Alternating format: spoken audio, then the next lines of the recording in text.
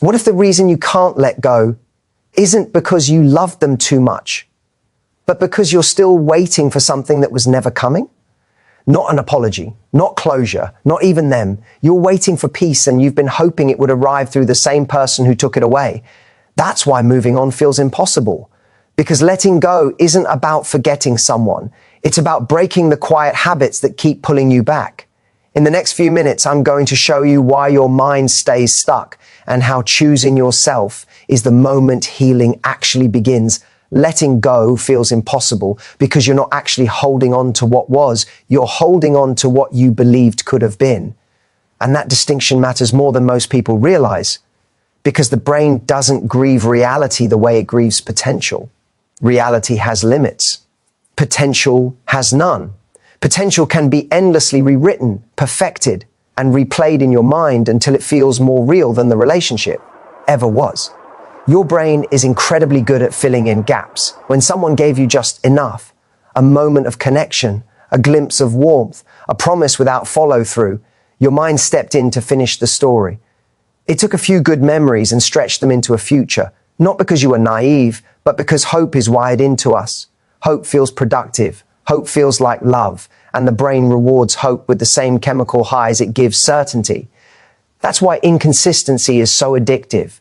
When someone was hot and cold, present and then distant, your nervous system stayed on high alert. Every text, every sign of attention felt like proof that the version of them you believed in was finally arriving. You weren't attached to who they consistently showed themselves to be. You were attached to the moment they almost became the person you needed. And here's the painful truth most people don't want to face. The version of them you're missing didn't exist long enough to be real. It was a collection of best moments, selective memories, and imagined futures. You didn't lose a partner who showed up fully. You lost the idea that one day they might. That's why letting go feels like betrayal. It feels like giving up on a dream, not a person. Your brain keeps replaying the highlight reel because it's safer than accepting the full picture. Accepting the full picture would mean acknowledging that you stayed in something that didn't meet your needs. And that can hurt your ego more than heartbreak itself. So the mind clings to the fantasy, because in the fantasy, the story isn't over yet. There's still hope. There's still meaning. But here's where healing actually begins. Healing starts when you stop asking, why wasn't I enough for them to become that person? And start asking, why was I willing to fall in love with someone's potential instead of their behavior? That shift isn't self-blame. It's self-respect.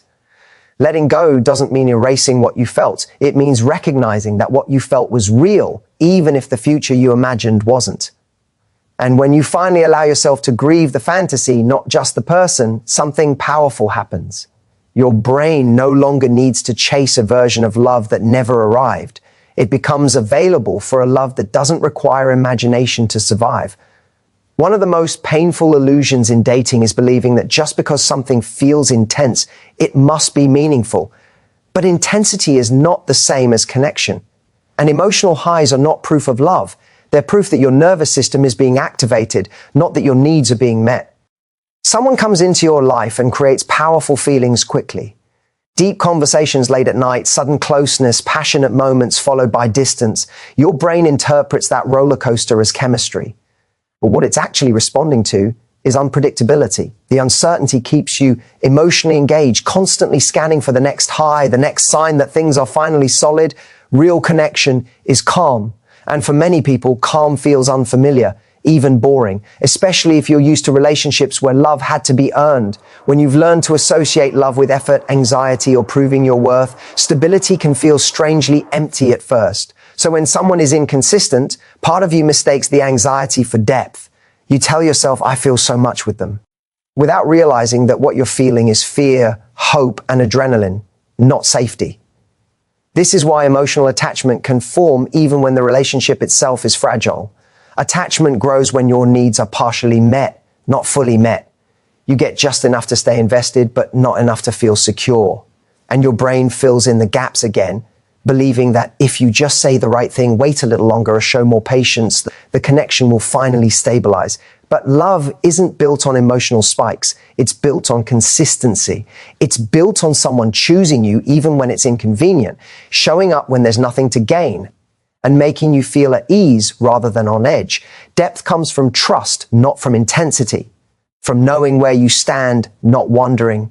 The danger of confusing attachment with connection is that you start tolerating what drains you because it feels familiar.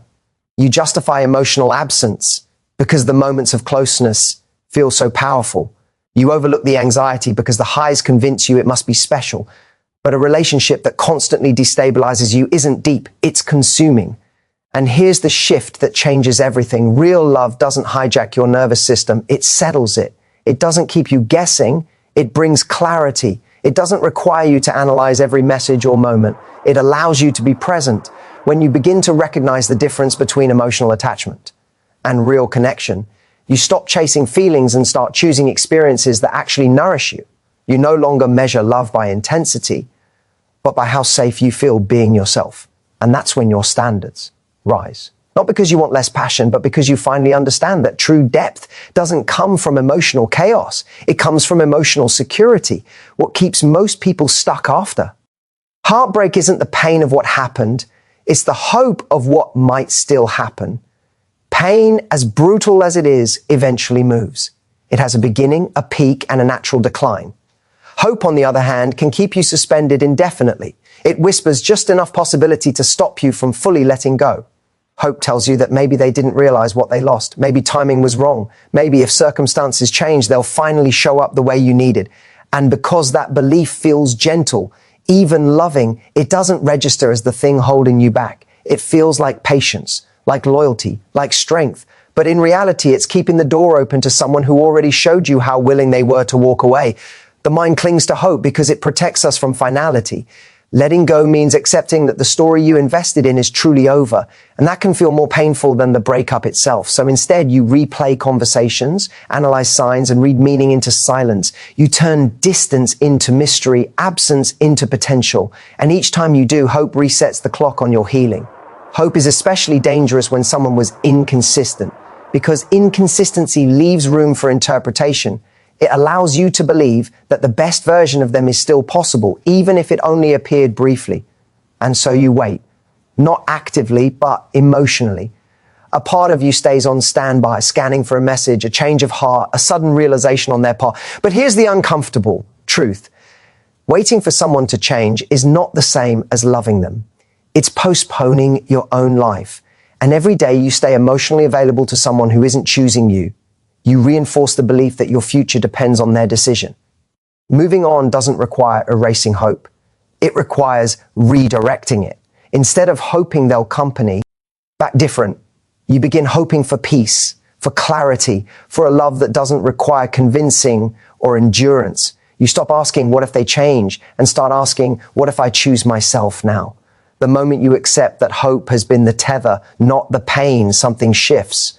You no longer need answers from them to move forward. You no longer need closure from someone who couldn't offer consistency. You reclaim your agency, not by becoming bitter, but by becoming honest. Letting go of hope doesn't mean giving up on love. It means giving up on waiting. When you finally close the door on the version of the future that depended on them, you make space for a future that doesn't. One where love meets you with clarity, not conditions, where peace replaces anticipation, and where moving on stops feeling like loss and starts feeling like relief. Letting go can feel terrifying, not because you're losing them, but because it feels like you're losing you.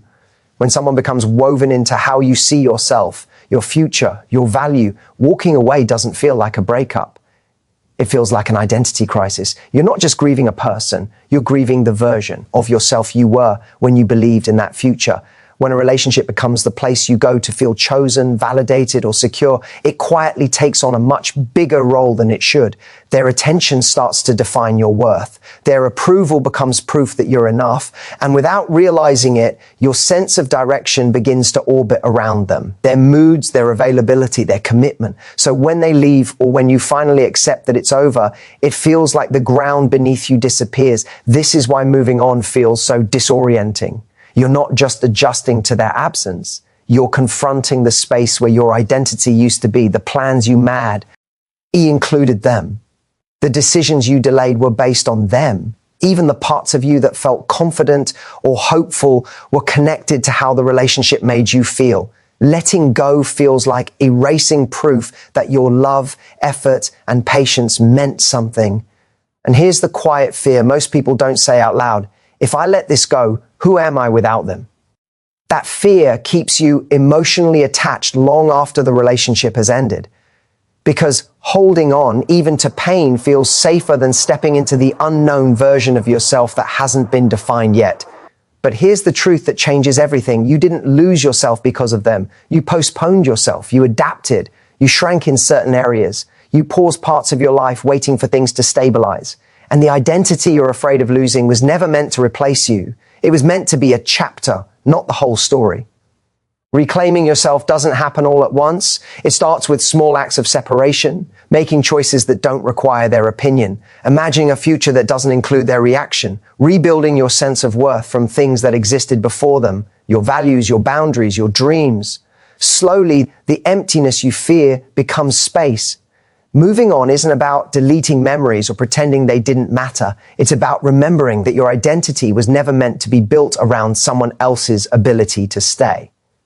When you stop anchoring your worth to another person, you don't disappear, you return, and that's when letting go stops feeling like loss and starts feeling like alignment.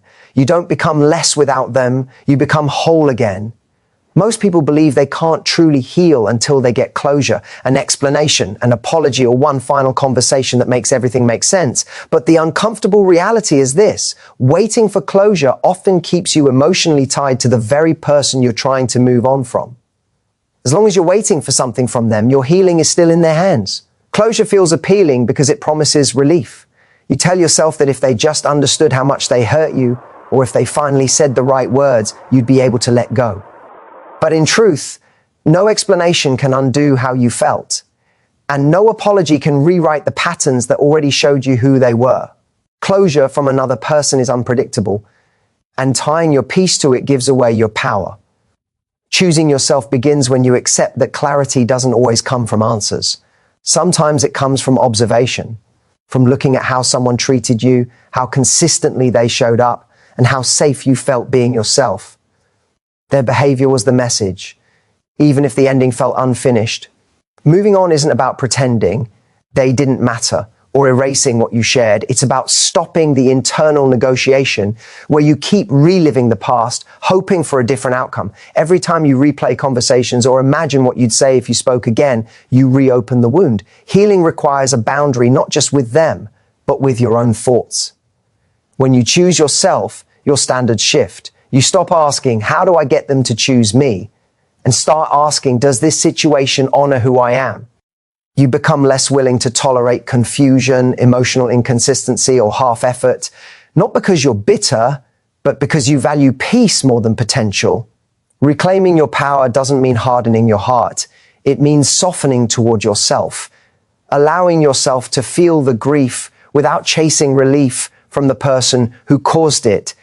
It means trusting that you don't need their permission to move forward. You don't need one last conversation to justify your decision to choose better for yourself. And here's the shift that creates real peace. You stop measuring progress by whether you still think about them and start measuring it by how quickly you return to yourself when you do. Healing isn't the absence of memory. It's the absence of emotional chaos. When you stop waiting for closure and start choosing yourself, you reclaim your time, your energy, and your emotional bandwidth. You create space for a love that doesn't require recovery, a connection that doesn't confuse or drain you, and slowly, without forcing it, moving on stops feeling like something you have to do and starts feeling like something you deserve.